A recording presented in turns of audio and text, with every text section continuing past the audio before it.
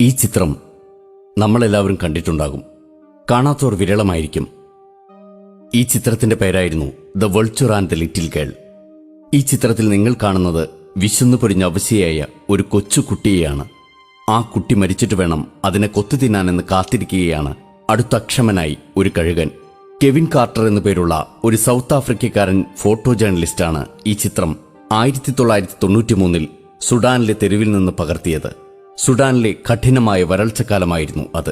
ഭക്ഷണം ലഭിക്കാതെ മനുഷ്യരും മൃഗങ്ങളും തെരുവിൽ മരിച്ചു വീഴുന്ന അതിവേദനാജനകമായ കാലം. ഈ ചിത്രത്തിന് അന്ന് പുലിറ്റ്സർ പ്രൈസ് ലഭിക്കുകയുണ്ടായി. പക്ഷേ അവാർഡ് ജേതാവായ കെവിൻ കാർട്ടർ വെറും 33-ാമത്തെ വയസ്സിൽ ആത്മഹത്യ ചെയ്യുകയായിരുന്നു. പക്ഷെ എന്തായിരുന്നു ആ ആത്മഹത്യയ്ക്ക് കാരണം?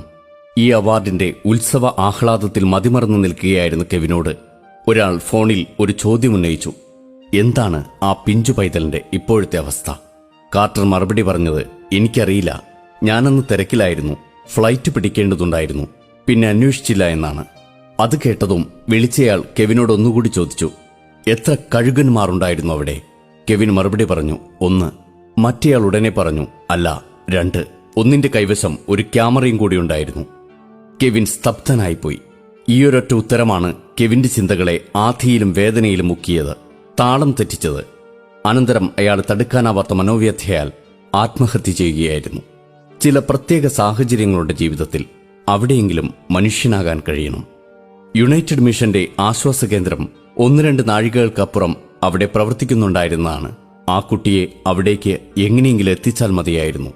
അത് ചെയ്യാതെ ഫോട്ടോയുമെടുത്ത് ഒന്നും തോന്നാതെ നിഷ്കരുണം ആ കുട്ടിയെ കഴുകന്റെ മുന്നിൽ ഉപേക്ഷിച്ചു പോകുകയാണ് അന്ന് കെവിൻ ചെയ്തത്. ഇന്ന് ആ കുട്ടി ഒരുപക്ഷെ ജീവിച്ചിരിക്കുമായിരുന്നു. അന്ന് കെവിൻ ഹൃദയശൂന്യനായ വെറുമൊരു ഫോട്ടോഗ്രാഫർ മാത്രമായി പോയി. പിന്നീട് തന്റെ ചെയ്തിയുടെ നിർദ്ദയത്വത്തിന്റെ ആഴമറിഞ്ഞ അദ്ദേഹത്തിന് ജീവിതവും വേണ്ടെന്നായി.